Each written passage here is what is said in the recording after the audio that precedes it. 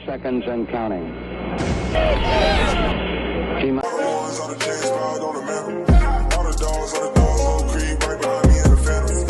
Hey, what's good, you guys? Welcome back to another video. I'm joined with DJ, and today we're going to be talking about the Houston Rockets and the possibility of going into the play-in tournament. So right now, the Rockets are the 13th seed in the Western Conference at 9-18, but they are 2 games away from the play-in tournament. So like the Blazers are currently 11-16. And so the play-in tournament, as y'all know, it's between the 7th and the 10th seed. So there is a real possibility that the Rockets have a real shot at making the play-in tournament. And we've been saying it for a while now that it's better for our young guys to get experience, play-in experience, than just to tank and build like this consistent losing culture. So that's my take on it. But let's just talk about how the Rockets have been playing recently and why they're in this position as they are now. Because 10 games ago, we wouldn't be talking about a play-in tournament. We'd be talking about draft prospects, Paolo Banchero, sorry for butchering the name, Chet Holmgren. We'd be talking about those guys. But now, 10 games later, we're now talking about play-in tournament situations and positions. So that's crazy to think about. But when we started as 1-16 in those 17 games, from 3-point percentage, we were 20th in the league at 30.9%. Assists, we were 30th in the league at 20.2%. Offensive rating, 30th at 97.3. But in this last 10-game stretch, and we were 8-2 in that 10-game stretch, our 3-point percentage skyrocketed to 39.4%, 3rd in the league. Assists, 2nd in the league at 28.1. And offensive rating, 3rd best in the league, 118.1. And just like the recent outings, just like what we've gone through so far, like a super close game with the Bucks, losing 123-114. It was very close until the end. Winning against Atlanta, who previously were Eastern Conference finalists.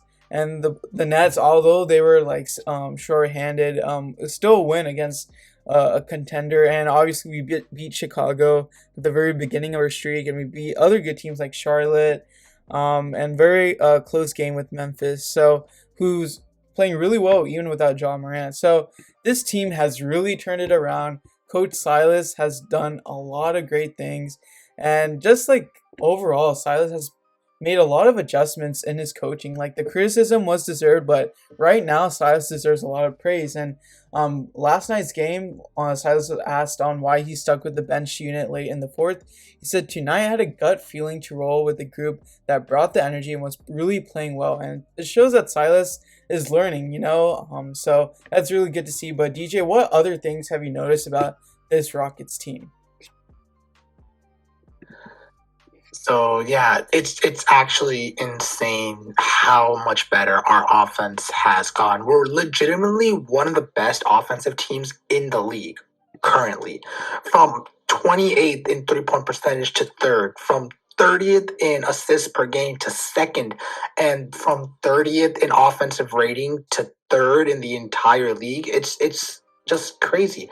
And it's mainly just because of the spacing issues. Our spacing issues were solved, and because of that, we're getting better looks and people are hitting them at a more consistent rate. So if you look at these last 10 games, Christian Wood has been shooting 40% from the 3. Eric Gordon's been shooting 48%. DJ Augustine's been shooting 58%, and Dub has been shooting 47%.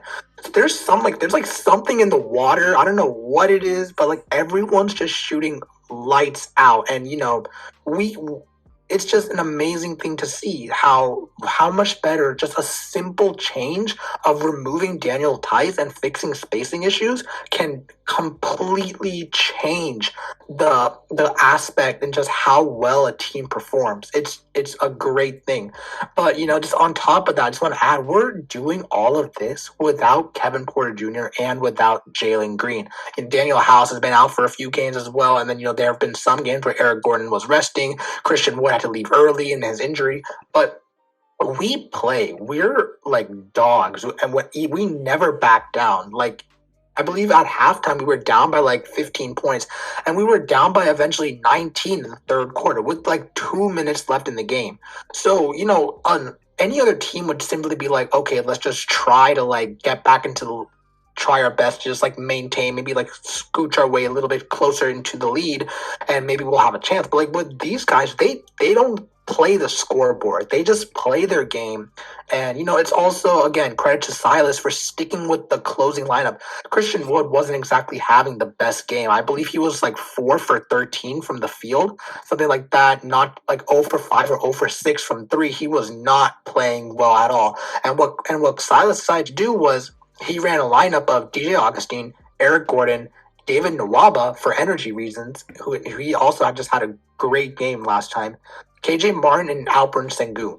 And he rolled with that lineup till the end. And it was, I believe, the first game that we saw, besides the game where Alperen Sengun started because of Wood's absence, where Sengun played over like around 25 minutes and he didn't foul out, which was another great thing. Sengun has been improving crazily, and he needs to start. Oh my god, he needs to start, because whenever he's on the court, if he's not shooting well, he's passing. If he's not passing well, he's defending. If he's always doing something.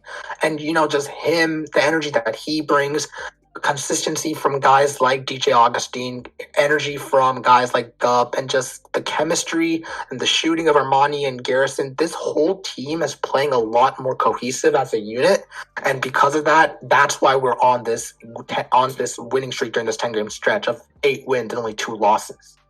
Yeah, as you said with Şengün, like that, the last game versus the Hawks was the first time Şengün finished the game, and he didn't foul out. He had about 5 fouls, so like that's like good progress. So like as you said, our rotations are improving as we go, and like this just kind of shows like Silas could be in like contention for like coach of the year at this rate if this team keeps it up.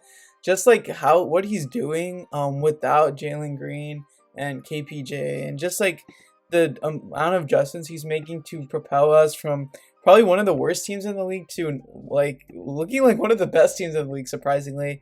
I just want to ask you, like, what are like kind of the implications if we do trade someone like Eric Gordon, who has been playing out of his mind, like you mentioned, like 62.5 from the field last game, 5 of 8 from 3, 3 of 7 from 3 versus Milwaukee, 50% from 3 versus the Nets.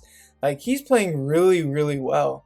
And I think he's personally one of the reasons why we are like doing all this winning. So what do you think are the implications? Do you think we'd still be in serious contention for the play-in if we do trade Eric Gordon for, say, like a first round pick? I don't know like the specific trade package, because that's a whole nother I don't know thing to go through, like trying to figure out what a possible trade for Eric Gordon would look like. But would you think like this Rockets team would, obviously I'm on the boat of keeping some veterans, but like what are your thoughts on like the implications of us trading Eric Gordon, like how our like position with like being in a play-in tournament would be like? So, in my opinion, I feel like if we were to trade Gordon, it kind of makes us lose a couple more games. It shows, hey, we're not trying to win right now. We're not trying to just go in a play-in tournament right now. We're just trying to focus on our youth movement, getting them minutes, getting them solid rotational time, and inevitably kind of lose some games so we can secure a top draft pick. But with the way that Gordon has been playing over the stretch and just an amazing efficiency, he's currently having his highest true shooting percentage in his entire career, and that too on a huge volume, as being like the number 1 or number 2 option on this team. But and if we were to trade Gordon, we're definitely able to get a first round pick for him. That was something that a lot of people were like concerned about with Gordon. His injury status, he's inconsistent, he just doesn't play well, and there's so many things, and along with his contract situation as well.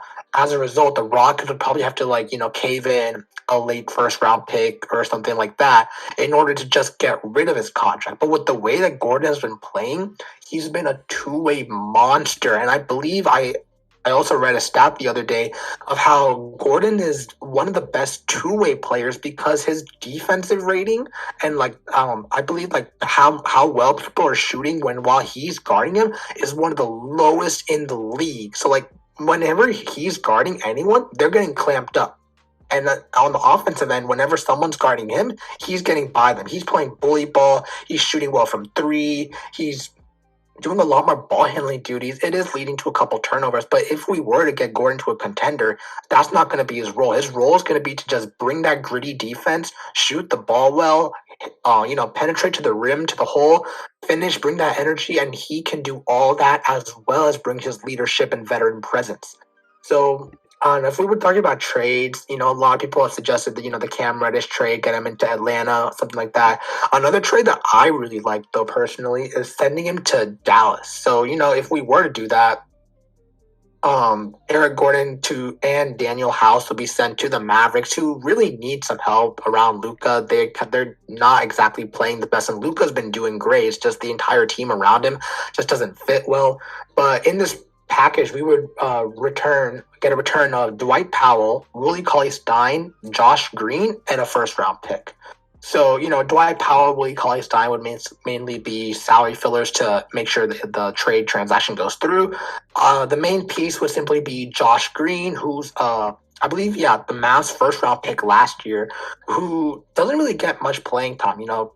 When the Mavs had Rick Carlisle's not one of those guys to really play rookies that much. He just wants to play his vets. He wants to win. He wants to just always win. So, because of that, Josh Green didn't exactly get many minutes in the rotation. So he definitely still has some potential, but at the same time, he has shown a glimpse of not being too up. But it's a risk that the Rock's going to definitely take.